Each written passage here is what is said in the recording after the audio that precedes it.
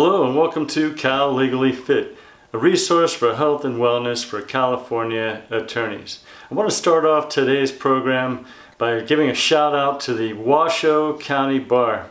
They're actually in Reno, Nevada, but they implemented this great fitness program, wellness program challenge for 1 month. And really simple, everyday exercises, mindfulness, yoga, you name it.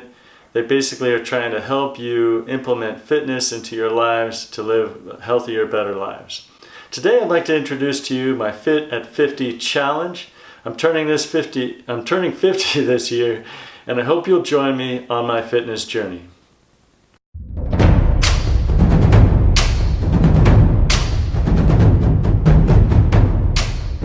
Now for the foundational elements of the Fit at 50 program. First off, you have to establish a baseline. A baseline is where you start off on the basic exercises for the Fit at 50 program. We'll explain these momentarily. Second off, you need to set reasonable goals. Again, in our American lifestyle as attorneys, we tend to set really unreasonable goals. Keep it reasonable, folks. Third is you're going to commit to exercising 5 days a week. I don't care if it's a walk, I don't care if it's breathing exercises, yoga, 5 times a week, you're gonna commit. Fourth rule or foundational element is be easy on yourself. Not too much pressure, not trying to do too much with the program. This is not a blitz of 30 days, 60 days, 90 days. On one hand, we're trying to avoid obesity, depression.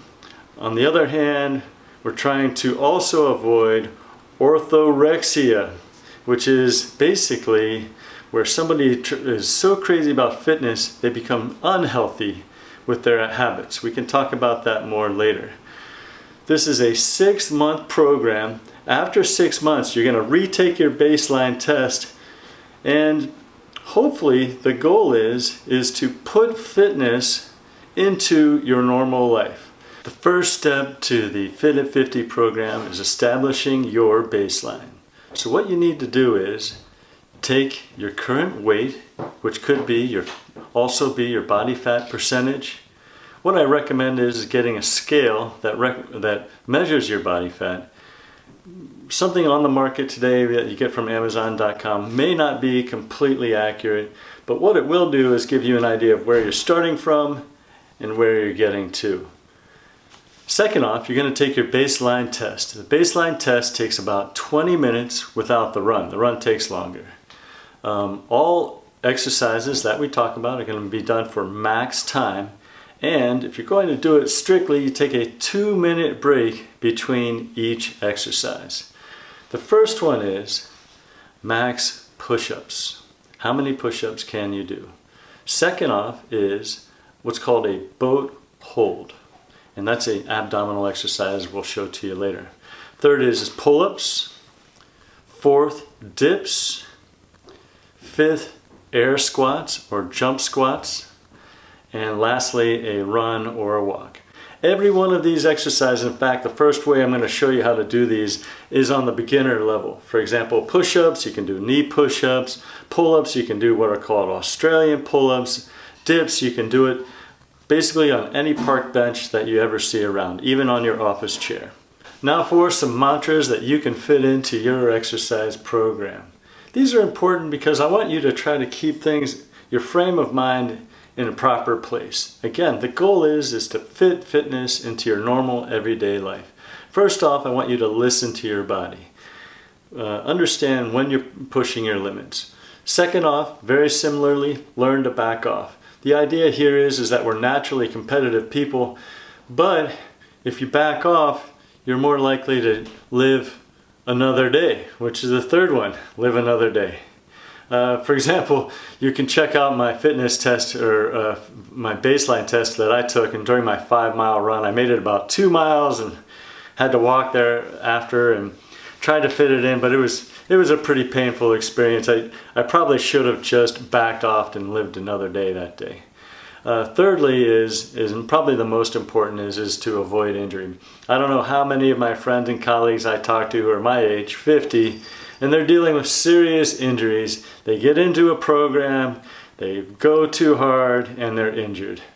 Go light on weights, quit early sometimes, change your exercise if you need to, walk, yoga, something light. Not that yoga is actually very light, it's just less strenuous than a lot of other programs.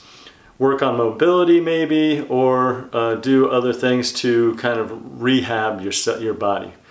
A couple last mantras here. Avoid your ego. Don't quit listening to your ego. Again, try to minimize injury and listen to your body. Last is do the exercises right. If you can't do a push-up correctly in the full form, do it from the knees. If you can't do a pull-up in the correct form, do again Australian pull-ups. Dips, same thing. If you start fundamentally doing the exercises correctly, full range of motion, you'll end up getting a better product in the end. Lastly, what we're going to talk to you about is the commitment that you need to do the Fit at 50 program. First off, you're going to meet your caloric goals. You're going to have a caloric deficit to lose weight if you need to. Your goals may be to maintain your weight and just to exercise. That's fine too. Second off, you're going to commit to exercising 5 days a week. For example, what I do is I always take Monday off. I never exercise on Monday. Then, based on how I feel during the week, I take another day off during the week. I almost always exercise on Saturday and Sunday because that's when I have the most time to actually exercise. The amount of exercise that you're going to do during those 5 days is committing to 20 to 60 minutes of exercise, depending on what your workout is and what your time frame is and what you can do.